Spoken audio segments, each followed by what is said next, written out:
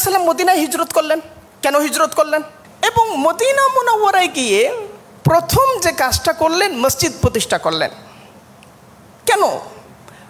নতুন একটা সমাজ গঠন করবেন তিনি এখানে, নতুন একটা রাষ্ট্রের ভিত্তি নির্মাণ করবেন তিনি এখানে। কেন সবার আগে প্রাধান্য দিচ্ছেন মসজিদকে?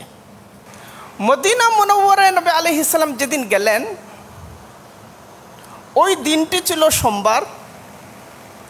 যখন গেলেন ওই সময়টা ছিল দুপুরের অন্তিম সময়। নবীজি যখন নবুয়ত পান, গোটা আরবের মধ্যে পড়ালেখা জানতেন এমন মানুষের সংখ্যা ছিল মাত্র 17 জন। আসসালামু আলাইকুম ওয়া রাহমাতুল্লাহি ওয়া বারাকাতুহু। নাহমাদুহু ওয়া নুসাল্লি আলা রাসূলিহিল কারীম, আম্মা বা'দ। আউযু বিল্লাহি মিনাশ শাইতানির রাজীম। বিসমিল্লাহির রহমানির রহিম। লাকাদ কানা লাকুম ফি রাসূলিল্লাহি উসওয়াতুন হাসানাহ। সাদাকাল্লাহুল আলিয়্যুল আযীম। জামালউদ্দিন খালেদ যে বিষয়বস্তুর ঘোষণা দিলেন, হিজরত থেকে নিয়ে ফাতহে মক্কা, এর ভেতরে অন্তত 10,000 আলোচ্য বিষয় আছে। বাড়িয়ে বলছে না, অন্তত 10,000 আছে। এবং সময় 30 মিনিট, সূচিগুলোই তো বলা যাবে না। তারপরেও কিছু কথা, এগুলো কথা নয়, কথা সূত্র, কিছু সূত্র হাজির করা।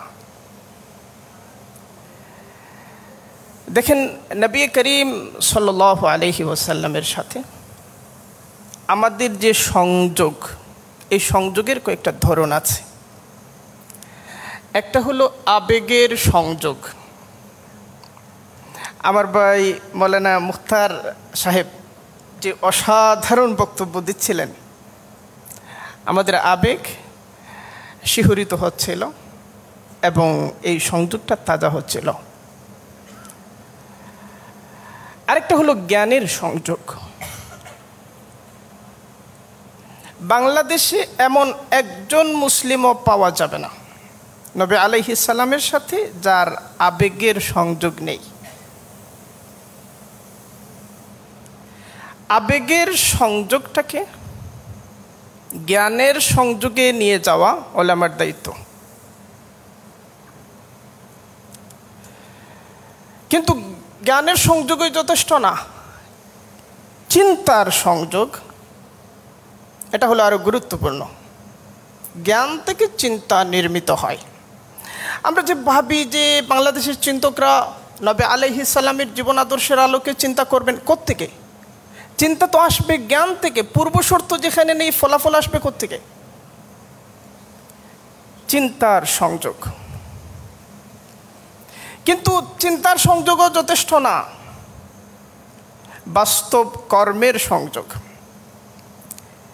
এই সংযোগগুলো যখন স্থাপিত হবে, তখন আমরা একটা সংস্কৃতি তৈরি করব, যে সংস্কৃতি নবী আলাইহিস সালাম পৃথিবীকে উপহার দিতে চান।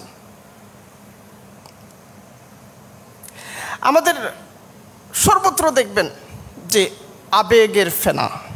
এই আবেগ পবিত্র, মহিমান্বিত, এবং আমাদের মহাব্বত, এই মহাব্বতের চেয়ে বড় জিনিস আর হয় না। কিন্তু এই প্রতিটি সংযোগকে আমাদের একত্রীকরণের মাধ্যমে সমাজ বিনির্মাণের বাস্তব কর্মসূচির দিকে আমাদের এগিয়ে যেতে হবে। এখন সেপ্টেম্বর, তাই না? সেপ্টেম্বর হচ্ছে নবী আলাইহিস সালামের হিজরতের মাস। সেপ্টেম্বরের 12 তারিখ দিনটি হলো বৃহস্পতিবার, দিবাগত রাত। সনটি হলো 622 খ্রিস্টাব্দ। আরবি মাস হলো সফর।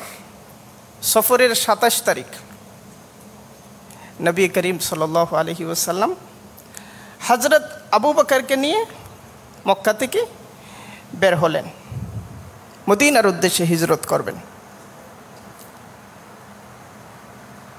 তিনি কুবায় উপনীত হলেন, যাত্রাপথ অতিক্রম করে কুবায় উপনীত হলেন সেপ্টেম্বরের 22 তারিখ। কুবায় কতদিন অবস্থান করেছিলেন এটা নিয়ে নানা রকম বর্ণনা আছে। কেউ বলেছেন 14 দিন, কেউ বলেছেন 4 দিন। কুবায় উপনীত হলেন সেপ্টেম্বরের 22 তারিখ। কুবা থেকে মদিনা মুনাওয়ারায় গেলেন সেপ্টেম্বরের 27 তারিখ। মদিনা মুনাওয়ারায় নবী আলাইহিস সালাম যেদিন গেলেন ওই দিনটি ছিল সোমবার। যখন গেলেন ওই সময়টা ছিল দুপুরের অন্তিম সময়। যে তারিখে গেলেন আরবি তারিখে ওই দিনটি ছিল 12 রবিউল আউয়াল। হিজরতের যে গোটা প্রক্রিয়া,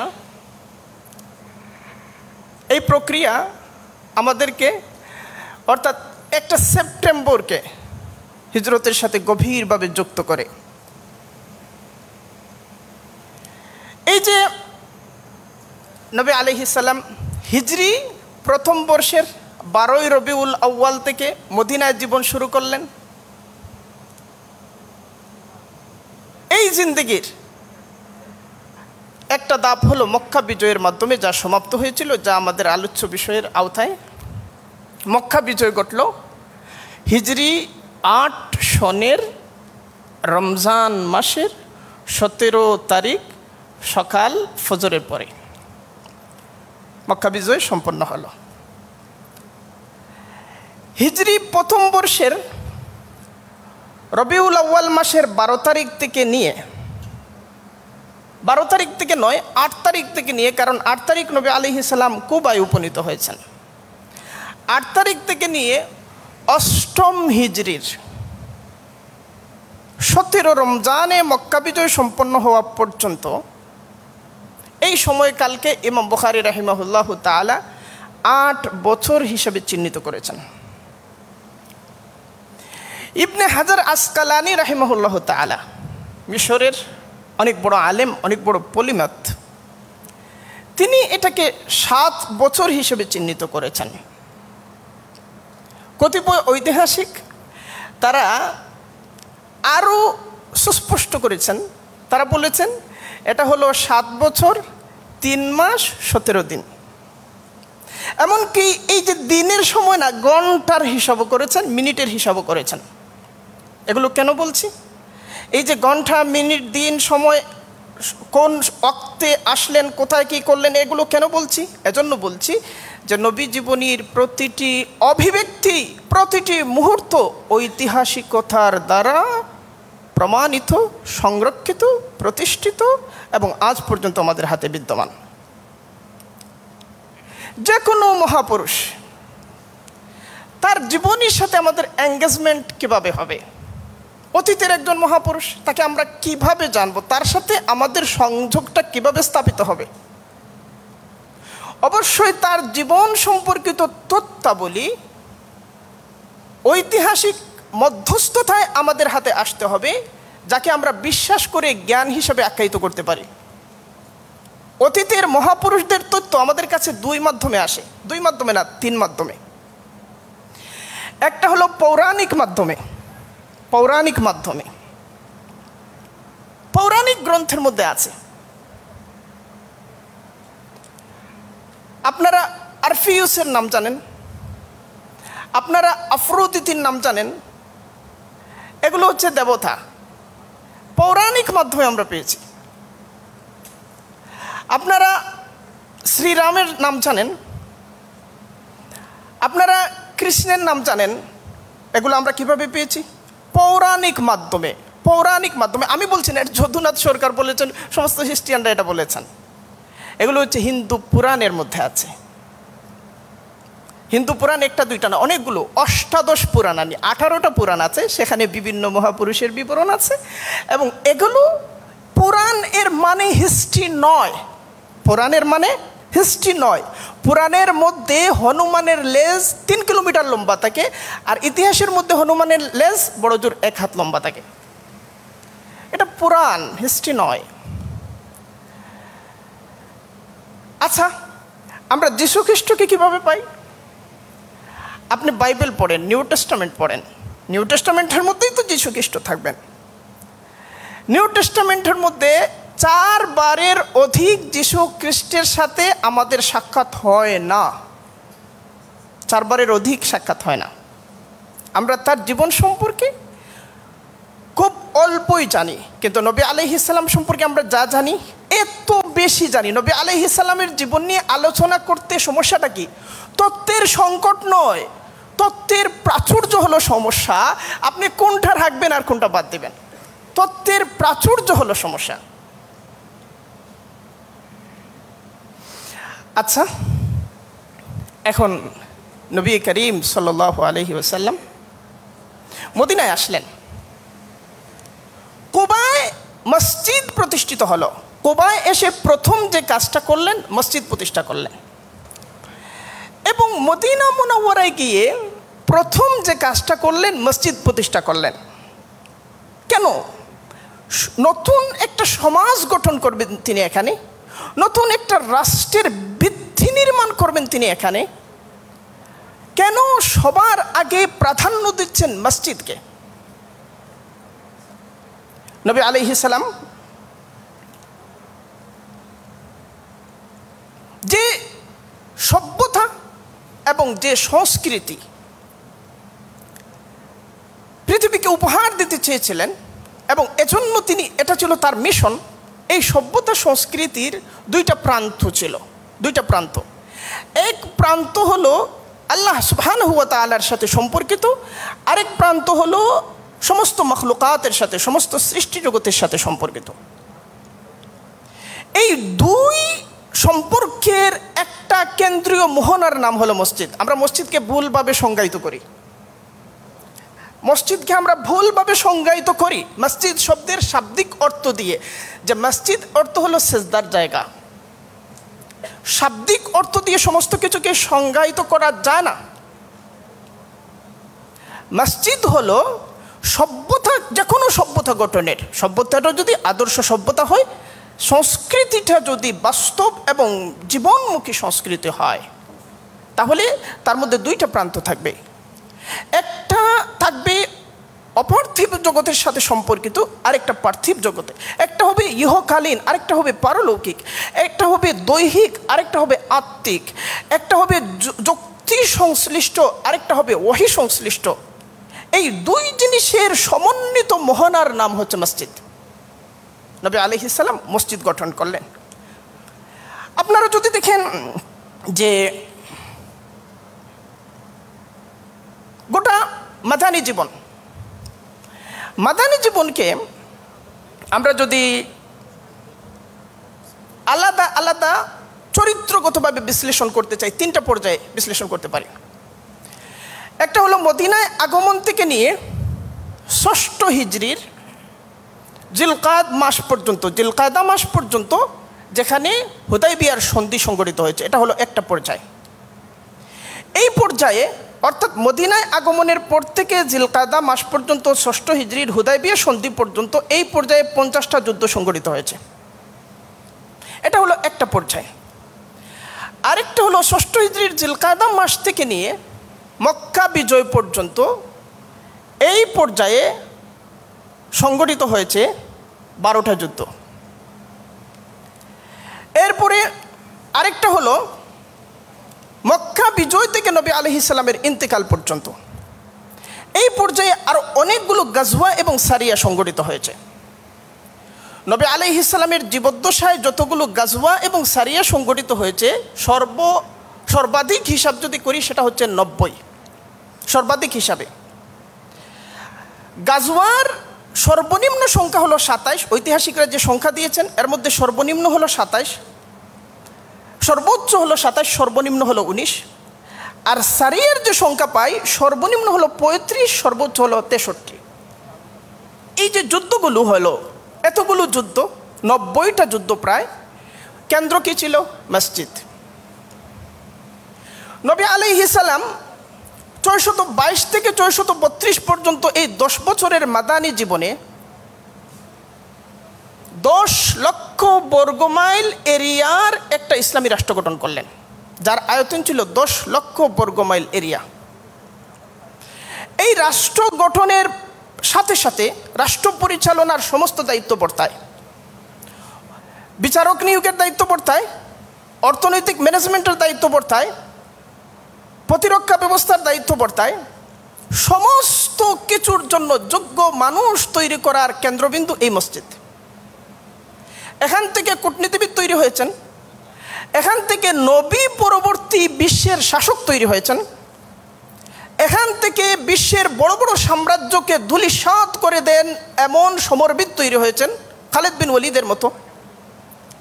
এখান থেকে রাজনীতি প্রাজ্ঞ মানুষ হযরত মুআবিয়ার মতো, হযরত আবু মুসা আশআরীর মতো মানুষ তৈরি হয়েছেন। এখান থেকে তৈরি হয়েছেন তুলনামূলক ধর্মতত্ত্বের উপর যারা পারদর্শী, এইরকম হযরত আব্দুল্লাহ ইবনে সালামের মতো মানুষ, হযরত সালমান ফার্সির মতো মানুষ। এখান থেকে তৈরি হয়েছেন বহু ভাষায় বিশেষজ্ঞ হযরত যায়েদ ইবনে হারিসার মতো মানুষ, যায়েদ ইবনে সাবিতের মতো মানুষ। অর্থাৎ নবী আলাইহিস সালাম এখানে এসে যে শিক্ষা কেন্দ্র তৈরি করলেন, জীবন এবং জগতের সমস্ত প্রয়োজন, জীবন এবং জগতের সমস্ত প্রয়োজন পূরণের জন্য সবচেয়ে দক্ষ এবং সবচেয়ে অগ্রসর মানুষ তৈরি করেছে এই শিক্ষাগার। এই শিক্ষাগারটাও ছিল মসজিদে। মসজিদে নববীর মধ্যে যে শিক্ষাগার ছিল, আমরা এখন শিক্ষা সম্পর্কে যে দৃষ্টিভঙ্গি লালন করি সেটা হলো কি, খুব ভালো অবকাঠামোগত পরিস্থিতি থাকতে হবে, এরকম একটা দৃষ্টিভঙ্গি আমাদের মধ্যে কাজ করে। নবী আলাইহিস সালাম কি করলেন? মসজিদে নববীতে যে শিক্ষাগার তৈরি করলেন, এখানে থাকতেন ছাত্ররা, তারা হলেন আসহাবে সুফা। আসহাবে সুফাদের সংখ্যা সম্পর্কে নানা রকম বিবরণ পাওয়া যায়। 70 জন তো থাকতেনই, কোনো কোনো সময় দেখা গেছে 80 জন। আবু নুআইম ইসফাহানি রাহিমাহুল্লাহ তাআলার একটা কিতাব হিলিয়াতুল আউলিয়া, সেখানে আসহাবে সুফার শিক্ষার্থীদের বিবরণ তিনি দিয়েছেন, জীবনী লিখেছেন। এই জীবনীর মধ্যে 100 জনের অধিকের বিবরণী পাওয়া যায়, জীবনী পাওয়া যায়। আসহাবে সুফার বিবরণীর মধ্যে এমনও পাওয়া যায় যে সেখানে 3 শতাধিক শিক্ষার্থী ছিলেন। এই যে শিক্ষার্থীদের সংখ্যা কম কিংবা বেশি, এটা কেন? এর কারণ হলো সেখানে আবাসিক শিক্ষাও ছিল, অনাবাসিক শিক্ষাও ছিল। সেখানে যারা শিক্ষা লাভ করতেন তাদের অন্যতম একটা বৈশিষ্ট্য ছিল, তারা এখানে একটা নির্ধারিত সময় অবস্থান করতেন, কেউ কেউ নির্ধারিত সময় অবস্থান করতেন, আবার ওই সময়ের পরে তারা উপার্জনে চলে যেতেন। কেউ বাণিজ্যের মধ্যে চলে যেতেন, কেউ কায়িক শ্রমের মধ্যে চলে যেতেন, নানাভাবে ছড়িয়ে পড়তেন। আবার অনেকেই ছিলেন তারা সারাক্ষণভাবে এখানে থাকতেন। অর্থাৎ শ্রম এবং শিক্ষা উভয়টা একই সাথে পরিচালনার যে আকাঙ্ক্ষা, যে প্রকল্প, এবং আমরা এটাকে প্রাধান্য দেই। এখন যে শিক্ষা ব্যবস্থা আমাদের উৎপাদনশীলতাকে বৃদ্ধি করছে না এবং আমাদেরকে কর্মমুখী করছে না, ফলশ্রুতিতে আমরা 2024 সালে যে শিক্ষা চাচ্ছি সেটা হচ্ছে তত্ত্বীয় এবং আচরণীয়, উভয়টার সুষম সমন্বয় ঘটবে এমন একটা শিক্ষা ব্যবস্থা। নবী আলাইহিস সালাম তার এই মসজিদে নববীর মধ্যে, যেখানে অবকাঠামোগত কোনো চাকচিক্য ছিল না, একেবারে প্রাথমিক অবস্থায় সেখানে মধ্যে এমন শিক্ষার সর্বোত্তম নমুনা রেখে গিয়েছেন। আমরা যদি দেখি এখান থেকে কীরকম মানুষ তৈরি হয়েছেন, এখানে আসার আগে তারা কেমন ছিলেন। যেমন ধরেন একজন দরবেশের নাম বলি, সেন্ট হযরত আবু যর গফারি রাদিয়াল্লাহু আনহু। আবু যর গফারি রাদিয়াল্লাহু আনহুর যে অর্থনৈতিক তত্ত্ব, যখন এটা কার্ল মার্কস জানলেন, কার্ল মার্কসের কাছে যখন এটা গেল, আপনারা ওবায়দুল্লাহ সিন্দির কিতাবটা পড়তে পারেন। কার্ল মার্কস বলছেন যে আবু যর গফারির অর্থনৈতিক তত্ত্ব আমার কাছে আগে আসলে সমাজতান্ত্রিক অর্থ ব্যবস্থা উদ্ভাবনের কোনো প্রয়োজনই পড়তো না, কোনো প্রয়োজনই পড়তো না। এইরকম একজন আবু যর গফারি এই শিক্ষাগারে ভর্তি হওয়ার আগে কি ছিলেন? গেফার গোত্র, গেফার একটা কবিলার নাম। এই কবিলার পাশ দিয়ে যখন কেউ যেত, কোনো বাণিজ্য কাফেলা যেত, কোনো মুসাফিররা যেত, তখন লোকেরা বলতো সাবধান, আবু যর ডাকাত থেকে সাবধান। তখনকার নবী আলাইহিস সালাম যখন নবুয়ত পেলেন, নবী আলাইহিস সালাম যখন নবুয়ত পেলেন তখনকার আরবের শিক্ষার অবস্থা কি ছিল জানেন? একজন হিস্ট্রিয়ান আছেন বালাজুরি, বালাজুরির একটা গ্রন্থ আছে ফুতুহুল বুলদান। আপনারা মনে করতে পারেন এটা তো বাংলায় পাচ্ছি না কেন। এটা অনুদিত হয়েছিল আজ থেকে 400 বছর আগে বাংলা ভাষায়, পুঁথির ভাষায়। পুঁথির ভাষায় শত শত বই, শত শত গ্রন্থ অনুদিত হয়েছে। দাকাইকুল আখবার ইমাম গাজালির অনুবাদ হয়েছে পুঁথির ভাষায়। অনেক কিতাব পুঁথির ভাষায় অনুদিত হয়েছে, এগুলো আমরা হারিয়ে ফেলেছি। তো ফুতুহুল বুলদানের মধ্যে বালাজুরি বলছেন, নবীজি যখন নবুয়ত পান, গোটা আরবের মধ্যে পড়ালেখা জানতেন এমন মানুষের সংখ্যা ছিল মাত্র 17 জন। গোটা আরবে পড়ালেখা জানতেন এমন মানুষের সংখ্যা 17। বালাজুরির বক্তব্য। বালাজুরির সাথে আমরা একমত নাও হতে পারি। নবী আলাইহিস সালাম যখন দুনিয়া থেকে বিদায় হবেন, একজন হিস্ট্রিয়ান এবং সমাজতত্ত্ববিদ আলেম সৈয়দ সুলাইমান নদভী, তার একটা গ্রন্থ হচ্ছে খুতবাতে মাদ্রাস। সিরাতের উপর ভাষণ দিয়েছিলেন, ভাষণগুলোর প্রতিটি ভাষণের ব্যাপ্তি ছিল 2.5 ঘন্টা, ফলে আলোচনা করতে পেরেছিলেন সব কিছু নিয়ে। খুতবাতে মাদ্রাসের মধ্যে সুলাইমান নদভী বলছেন, নবীজি যখন দুনিয়া থেকে বিদায় নিলেন তখন তার শিক্ষাগারের, নবুয়তি শিক্ষাগারের প্রত্যক্ষ সাগরিদের সংখ্যা, শিক্ষার্থীর সংখ্যা কমপক্ষে 1,25,000। চিন্তা করেন, 610 খ্রিস্টাব্দে নবুয়ত পেয়েছেন, 632 দুনিয়া থেকে বিদায় হয়েছেন। আরবকে তিনি কোথা থেকে কোথায় নিয়ে গেলেন? শুধু শিক্ষার দিক থেকে, শুধু শিক্ষার দিক থেকে। শিক্ষার ইতিহাসে যে নলেজের ডেভেলপমেন্টের যে হিস্ট্রি, এই হিস্ট্রির মধ্যে কোনো একক মানুষ শিক্ষার উন্নয়নে, শিক্ষার বিপ্লবে, শিক্ষার রূপান্তরে, শিক্ষার অগ্রগামিতায়, শিক্ষার মাধ্যমে সমাজ গঠনে কোনো একক মানুষ এমন ভূমিকা রাখতে পারে নাই নবী আলাইহিস সালাম যেটা করেছেন। বরং সমস্ত একক মানুষ সম্মিলিতভাবে যা করেছেন, নবী আলাইহিস সালাম তার চেয়ে বেশি করেছেন। শুধু শিক্ষা, শুধু শিক্ষা। এবং এই শিক্ষার মধ্যে কত যে ডাইভার্সিটি ছিল, কত যে ডাইভার্সিটি ছিল। এখন তাহলে এই শিক্ষা ব্যবস্থার কেন্দ্র মসজিদ, মসজিদ হচ্ছে কেন্দ্রবিন্দু। নবী আলাইহিস সালাম এসে মসজিদ নির্মাণ করলেন। কিন্তু আমাদের মধ্যে অনেকে এমন আছে যে না, মসজিদে তো যাচ্ছি আমি, ব্যাস মসজিদ তো আবাদ করছি, আমি তো এক সালাত আদায় করার পরে আরেক সালাতের অপেক্ষায় থাকি, ফলে আমি মুত্তাকি হিসাবে হক আদায় হয়ে যাচ্ছে। ব্যাপারটা এমন ছিল না।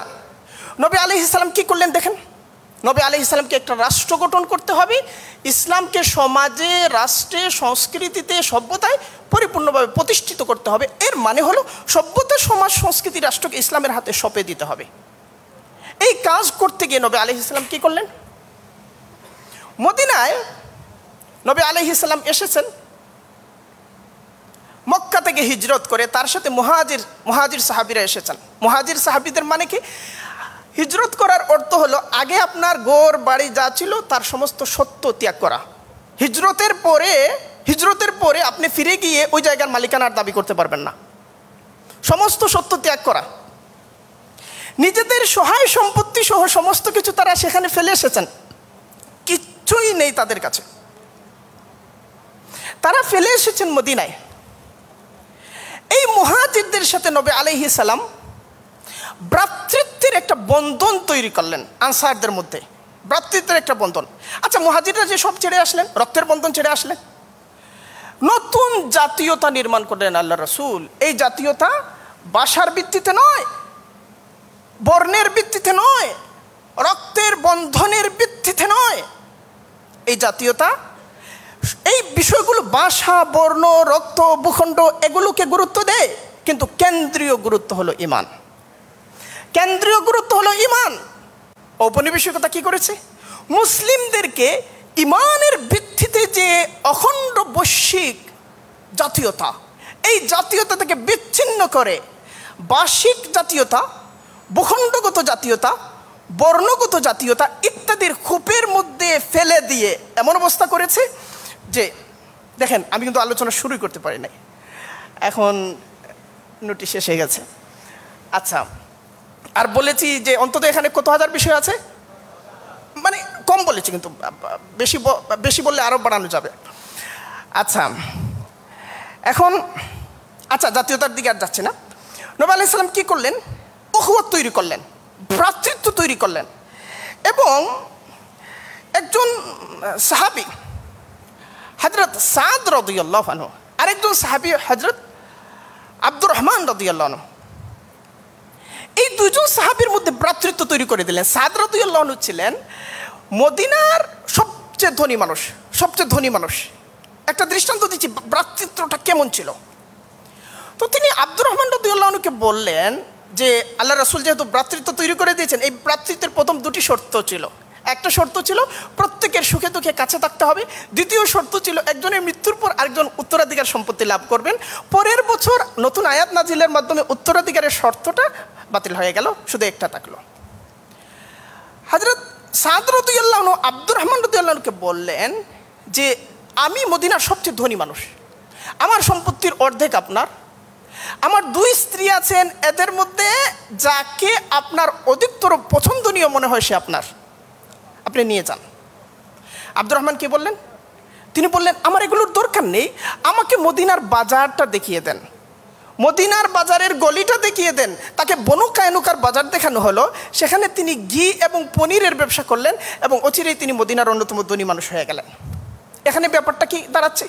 নবী আলাইহিস সালাম প্রথম থেকে মানুষের মধ্যে যে ধনলিপ্সা এবং বস্তুবাদী মানসিকতা, এটাকে মানুষের চিত্ত থেকে সমূলে উৎপাটন করে দিয়েছিলেন এবং সম্পদ উপার্জনের এবং ইহকালীন প্রয়োজন পূরণের জন্য অন্যের উপর নির্ভরশীলতার বিষয়টাকে উৎপাটন করে দিয়েছিলেন। অর্ধেক সম্পত্তি পাওয়ার পরেও তিনি নিচ্ছেন না, আমি কাজ করে উপার্জন করতে চাই, উৎপাদনশীল হাত তৈরি করেছিলেন। এইরকম ইন্ডিভিজুয়াল তৈরি করেছিলেন নবী আলাইহিস সালাম দীর্ঘ সাধনার মাধ্যমে। এইরকম ফরজ ব্যক্তি যদি তৈরি না হয় আদর্শ সমাজ হবে না, আদর্শ সমাজ গঠনের পথে নবী আলাইহিস সালামের যে কর্মকৌশল রাষ্ট্র পর্যন্ত যাওয়ার পথে, সেটা শুরু করতে হবে আপনার ব্যক্তি থেকে। কেমন ব্যক্তি তিনি তৈরি করেছিলেন, একটা কথা বলে শেষ করি। আচ্ছা, আমরা শুরুতেই থেকে সামনে যাওয়ার সুযোগ নেই। মদিনায় যে নবী আলাইহিস সালাম হিজরত করলেন সেখানেই বলি। এই যে দেখেন, নবী আলাইহিস সালাম মদিনায় হিজরত করলেন। কেন হিজরত করলেন? আপনি প্রথাগত একজন হুজুরের কাছে হুজুর বলবেন যে আল্লাহ তাআলার হুকুম হিজরত, অবশ্যই আল্লাহ তাআলার হুকুমে হিজরত করেছেন। কিন্তু আল্লাহ তাআলা যখন ইহকালীন বিষয়ে হুকুম করেন, এর পেছনে অনেকগুলো বাস্তব কার্যকারণ থাকে। আপনারা দেখবেন হিজরতের জন্য নবী আলাইহিস সালাম অনেকগুলো জনপদ পছন্দ করেছিলেন। 5ম হিজরিতে সাহাবাদের একটা জামাতকে তিনি আবিসিনিয়ায় পাঠিয়ে দিয়েছিলেন, ইথিওপিয়ায় পাঠিয়ে দিয়েছিলেন। সমুদ্র অতিক্রম করে তারা সেখানে গিয়েছিলেন। তারপরে নবী আলাইহিস সালাম ইসলামের জন্য উর্বর ভূমি, সামাজিক আনুকূল্য, মক্কায় সামাজিক আনুকূল্য পাওয়া যাচ্ছিল না। কেন পাওয়া যাচ্ছিল? সেখানকার বুর্জোয়া শ্রেণী ইসলামের বিরুদ্ধে অবস্থান নিয়েছিল। এগুলো সূত্র মনে রাখতে হবে। বুর্জোয়া শ্রেণী যখন কোনো মতাদর্শের বিরুদ্ধে সম্মিলিতভাবে অবস্থান নেয়, তখন সেখানে সামাজিক আনুকূল্য তৈরি একটা অত্যন্ত কঠিন চ্যালেঞ্জিং ব্যাপারে পরিণত হয়। নবী আলাইহিস সালাম বিকল্প শহর হিসাবে তায়েফকে পছন্দ করেছিলেন এবং তায়েফকে পরিকল্পনা করেছিলেন। তায়েফে গিয়েছিলেন, কিন্তু তারা দাওয়াতকে কবুল করে নাই। আল্লাহ তাআলার বাছাই ছিল মদিনাকে কেন নবী আলাইহিস সালাম বাছাই করলেন? আমরা যখন ইসলামকে বিজয় করতে চাই, তখন আমাদের এই পরিকল্পনার ধাপগুলো বুঝতে হবে। দেখেন, মদিনা যে শহরটা, এই শহরের জিওগ্রাফিটা আপনি দেখেন। সেখানে কি, একদিকে ঘন পাহাড়, উঁচু পাহাড়, আরেকদিকে ঘন খেজুর বন, খেজুরের ঘন জঙ্গল।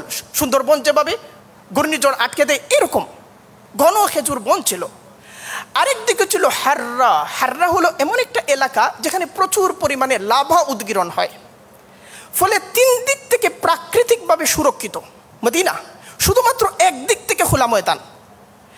আগেকার রাজা বাদশারা রাজধানী এরকম জায়গায় স্থাপন করত, সেনা শিবির এরকম জায়গায় স্থাপন করত। নবী আলাইহিস সালাম মদিনাকে, আল্লাহ সুবহানাহু ওয়া তাআলা মদিনাকে বাছাই করলেন, নবী আলাইহিস সালাম বাছাই করলেন। আপনারা দেখবেন গজওয়ায়ে খান্দাক, আহজাবের যুদ্ধে সমস্ত আরব সম্মিলিতভাবে ঝাঁপিয়ে পড়েছিল মদিনার উপর, ধ্বংস করে দেবে, একদম খেয়ে ফেলবে। এই যুদ্ধের মধ্যে মুসলমানদের সংখ্যা মাত্র 3000। আমি এখানে শেষ করছি। আসসালামু আলাইকুম ওয়া রাহমাতুল্লাহি ওয়া বারাকাতুহু।